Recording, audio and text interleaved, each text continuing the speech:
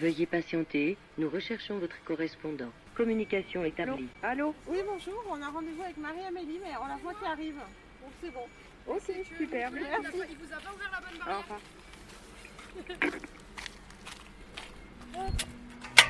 Et voilà. Bonjour. Marie-Amélie? Bonjour. Marie, Marie-Amélie. enchantée. C'est mon collègue, il vous a ouvert la grande barrière, donc c'était pas très utile du coup. On hésite à venir en voiture. Bah après, vous auriez pu vous garer devant le camion, mais c'est comme vous voulez. ça. on va marcher un peu, c'est beau. Mais c'est que mon collègue est tellement pas habitué à voir des gens en portillon que j'ai su tout de suite que j'allais venir. Bah, merci. Votre camion, il est là? Oui, il est juste là-bas, garé, en train de charger bien tranquillement. Ah, bah on va aller le voir. Pas de souci. Vous venez de rentrer là? Oui, Votre ça tournée fait 20 minutes que je suis rentrée, à peu près. Et ça, c'est mon camion. Magnifique. Très jolie couleur. On se vous voit ou on se tutoie? Vous pouvez me tutoyer, moi ça me dérange pas. Bah, moi aussi du coup, alors on peut se D'accord, tutoyer. pas de On se souci. tutoie. On arrive devant ton camion, C'est ça. un magnifique camion électrique. Ah, il te met le sourire, C'est, il te file le sourire ce camion. Oui, parce que j'adore le conduire. Franchement, c'est trop bien à conduire. C'est silencieux, c'est joli à voir. C'est la passion. Non, franchement, j'étais réticente au début, comme tous mes collègues, on va dire. Et puis, une fois qu'on l'a conduit, c'est l'adopter. Hein. Enfin, faut être honnête. Quand je suis obligée de prendre, j'ai le Volvo vert là-bas qui est aussi à moi au cas où je tombe en panne avec celui-ci. Quand je suis obligée de le prendre, c'est chiant. Ça fait du bruit, il n'y a pas de Bluetooth, il n'y a rien, donc c'est un peu chiant. Donc ouais, je suis bien contente de le prendre quand il est disponible. Je suis très très contente de le prendre. Donc là, il est en charge. C'est ça. Donc il a fini de travailler pour aujourd'hui. C'est ça. Il a pour aujourd'hui pas totalement parce qu'il va attaquer cette nuit à 19h. Il attaque avec mon collègue de nuit qui le prend. On fait un roulement comme ça. Lui il prend la nuit, moi le jour. Puis il y a des fois on arrive à se croiser mais c'est rare. Et ce camion, il est à ton effigie, donc il y a un panneau panda, il y a un petit panda aussi Oui, c'est ça. en peluche. Ça, c'est toi? C'est ma plaque et c'est mon panda, oui. C'est mon papa qui m'a offert ma première plaque quand je suis rentrée dans le travail, on va dire. J'étais pas chez les transports Thévenet, j'étais chez un autre transporteur. Et il me l'a offert pour Noël en me disant que c'était la première plaque de mon camion et qu'il espérait qu'il y en ait beaucoup d'autres derrière. C'est quoi la symbolique d'une plaque pour toi? L'appartenance. On appartient vraiment au milieu, on va dire. Et puis c'est encore plus symbolique que ce soit mon papa qui me l'a offerte. Parce que c'est un peu comme s'il me redonnait le flambeau qu'il a commencé lui. Et je suis bien contente de l'avoir. Je suis très très fière de l'avoir justement parce que on se reconnaît entre collègues grâce à ça. Et puis c'est mon papa qui me l'a offert. Alors justement, on comprend un petit peu, mais t'es tombée dans l'univers du camion quand t'étais toute petite. Très très petite. Mon papa, ça va faire 33 ans qu'il est chez les transports Thévenet. Et j'en ai 26, donc il était déjà là avant que j'arrive.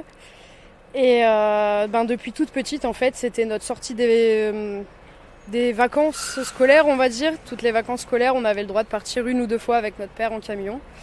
Et c'était vraiment bien. J'ai toujours apprécié rouler pendant longtemps avec un camion. Et puis même en voiture ou en moto, je suis totalement fan de rouler assez souvent. Et c'est comme ça que c'est venu, en fait. C'est vraiment les histoires qu'on m'a expliquées.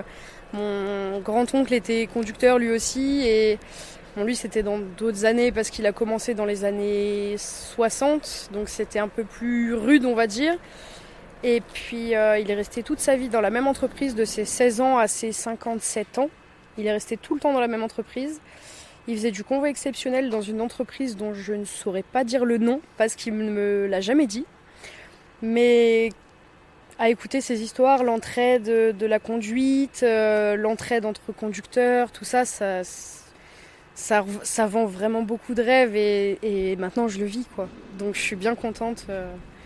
Je suis très très contente d'être conductrice maintenant. Je suis vraiment fière. Et ce camion électrique, ça a été un des premiers livrés en France? C'est ça, ça a été un des premiers livrés en France. Alors moi j'ai pas pu le conduire tout de suite parce que je suis devenue maman entre-temps. Et donc du coup j'ai eu l'opportunité de récupérer les navettes entre 2 sites de notre client principal qui justement utilisait le camion électrique. Et au début j'avais très très peur de le conduire parce qu'on m'avait monté une montagne sur ce camion en m'expliquant qu'il fallait être formé, que c'était très compliqué de le conduire, tout ça. Et en fait, ça se conduit absolument comme un autre camion tout à fait normal. Et maintenant, ouais, je changerai plus de travail. Je suis très bien sur mes petites navettes. En électrique. En Navette électrique. Tu peux nous expliquer ce que c'est que la navette exactement? Alors, la navette, je pars d'une usine pour aller sur le site où eux stockent leurs palettes. Et ça se passe avec des navettes automatiques comme j'ai derrière mon autre Volvo. Et ça se charge automatiquement par le biais de robots et ça se décharge sur un convoyeur comme pour un tapis de caisse ou des trucs comme ça. Et en fait, je travaille principalement avec ces remorques-là et après ça m'arrive des fois de faire des transferts de notre dépôt jusqu'à chez ce client-là, justement. Je fais Creusier-le-Vieux, Creusier-le-Neuf, donc aller-retour, je fais 33 km, donc c'est raisonnable. Et tu fais ça combien de fois par jour? Alors ça dépend de la production de l'usine, mais généralement entre 5 à 8 fois dans la journée. Donc tu peux concilier ta vie professionnelle en travaillant autour de chez toi et puis ta vie personnelle aussi? C'est ça, je peux tout concilier ensemble et ça me va très bien. Parce qu'on a eu la problématique quand on a eu notre fils, c'est que mon conjoint est aussi conducteur routier. Et donc les horaires pour les nounous, ça a été très très compliqué on va dire au début. Dans le sens où on a été voir plusieurs nounous en leur disant nous on commence entre 2h30 le matin et 9h30 le matin. Et on finit entre midi et demi et 21h. Donc on n'a pas eu trop de touches auprès des nounous. Et l'avantage c'est que du coup il fait les horaires inverses de moi maintenant. Donc notre enfant est jamais seul à la maison, donc c'est parfait. Il a toujours un de ses parents et puis moi ça me permet aussi de pouvoir être auprès de lui parce que c'est vrai que c'est pareil, c'était pas attendu mais ça fait du bien quand même. Oui, c'est quand même du boulot de gérer sa vie de famille, un enfant en bas âge parce qu'il est petit ton fils je crois. Oui, il a 17 mois et oui c'est très très compliqué de réussir à tout concilier. On y arrive, on vient d'acquérir notre maison à nous, donc on est bien content. Et on espère que ça va durer comme ça le plus longtemps possible pour qu'il puisse toujours avoir ses parents auprès de lui et être heureux, on va dire. Qu'est-ce qui te plaît dans ton quotidien, dans ton métier? Alors on a compris que le camion avait une très grande place finalement dans ton amour pour ton métier, mais qu'est-ce qui te plaît dans ton métier? C'est quoi ce qui te fait vibrer quand tu es au volant d'un camion? Alors c'est que je vais jamais au travail en me disant je vais au travail. Je vais conduire mon camion. Ça c'est quand même très très important. Moi je vais au travail avec le sourire. Si j'ai pas le sourire ça sert à rien. Et donc ce qui me fait vibrer c'est vraiment de pouvoir le conduire, de pouvoir sourire, voir du monde, voir des clients, mais conduire en même temps. Et de pouvoir concilier en fait mon besoin d'être seule et mon besoin de voir des gens en même temps. Et ça, c'est vrai que ça se concilie quand même énormément. Après, si j'écoute mes collègues, tout le monde me dira que ouais, c'est des navettes, c'est toujours la même chose. C'est rarement la même chose parce que ça arrive toujours des petits problèmes dans la journée qui font que c'est jamais la même chose. Et, comme aujourd'hui par exemple? Comme aujourd'hui par exemple, où oui, on a eu quelques pannes, ça a été compliqué. Donc c'est jamais la même chose, il faut se débrouiller pour réussir à trouver des solutions par soi-même. C'est quand même mieux. Et puis après, c'est que de la passion et puis ça me donne le sourire, donc ça me va très bien. Dans l'entreprise dans laquelle tu travailles, Transport Evenet, ton papa il travaille encore? Oui. Et tu t'es fait des amis, il y a des collègues que tu connais depuis quelques années, voire quand tu étais petite? J'ai des collègues que j'ai rencontrés petites, très petites même. J'ai des collègues de travail qui m'ont tenue dans leurs bras quand j'avais 6 mois. Et puis oui, je me suis fait des amis, il y a quand même pas mal de femmes chez nous. Donc ça, c'est sympa, j'aime bien.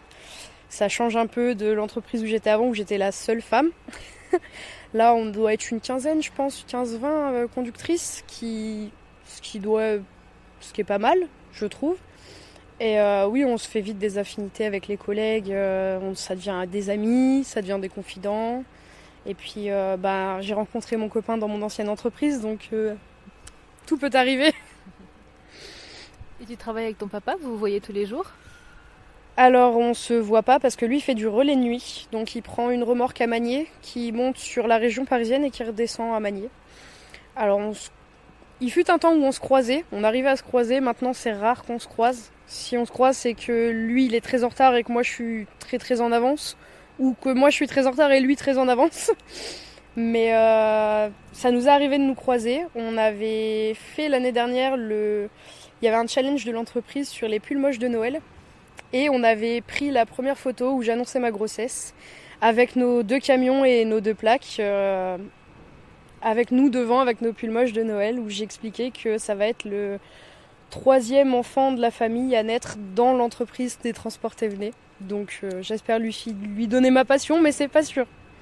Comment tu as évolué dans ta carrière au cours de tes études? Comment est-ce que tu en es arrivé ici? Par quel diplôme tu es passé pour y arriver? Eh ben, moi on m'a conseillé sur mes diplômes. C'est-à-dire que c'est Sylvie Thévenet qui m'avait expliqué, c'est bien de vouloir passer les permis, mais c'est quand même bien d'avoir un petit diplôme à côté, histoire de se dire, si tu as des enfants, tu peux avoir des horaires fixes.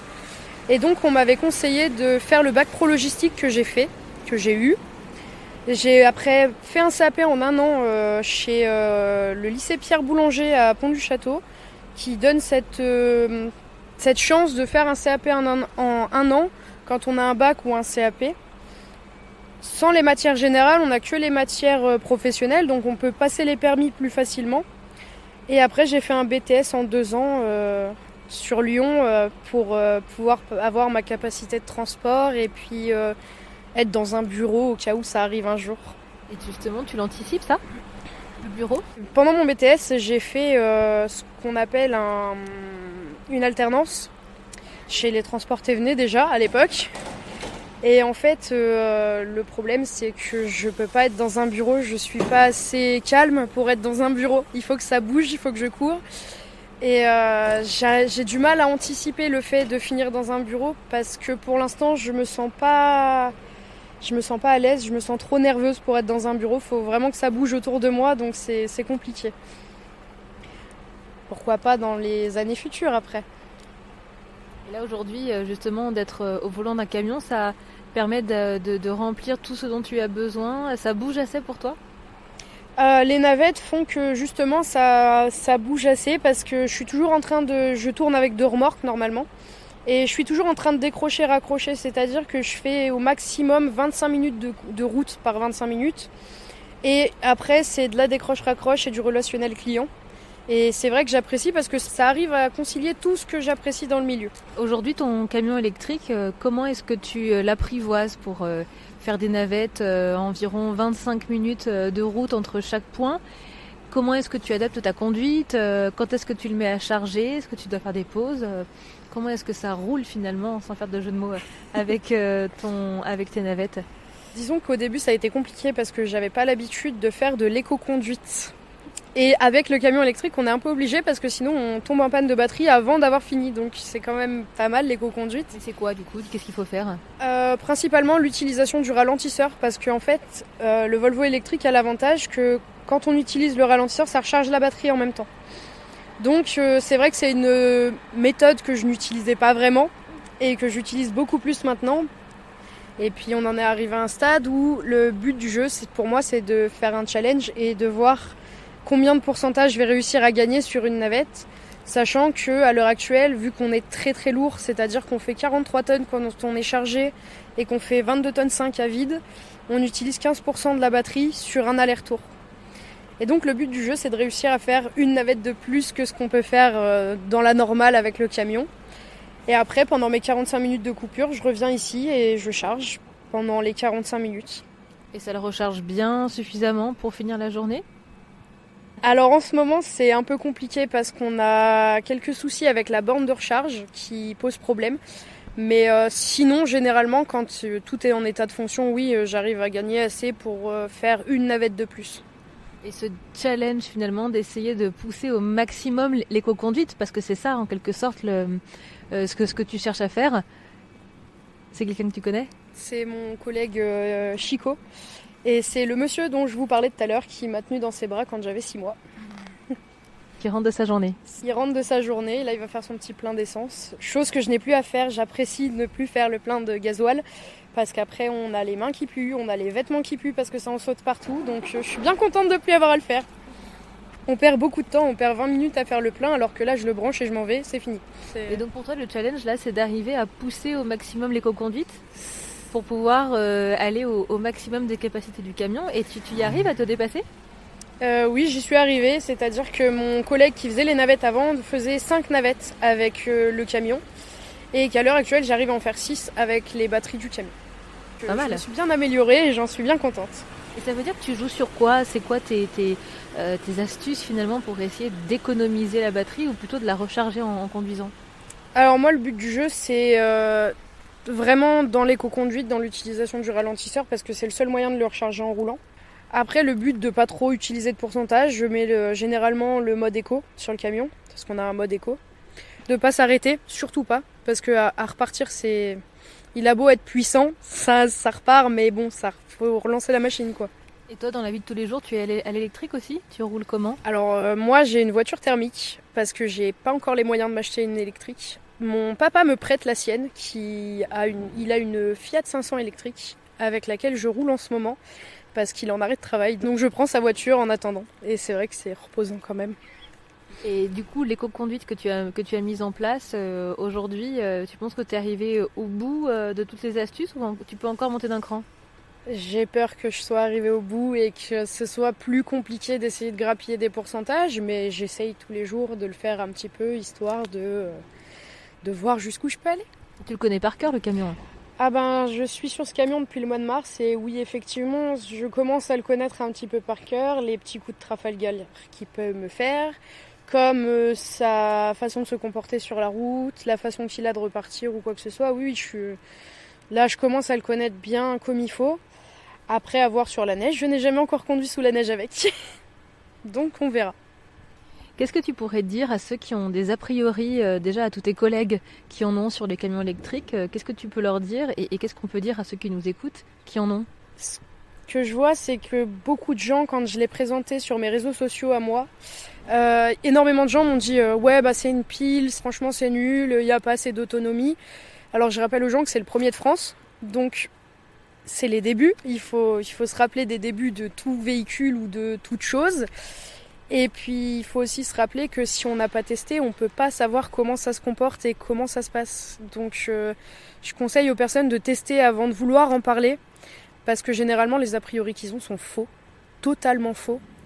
Et j'ai essayé de recorriger des gens là-dessus, mais il y a des gens qui écoutent et des gens qui malheureusement sont bornés dans leur petite tête et ne veulent pas comprendre la chose, quoi. Et ton papa, il est déjà monté dedans? Il a déjà conduit le camion électrique?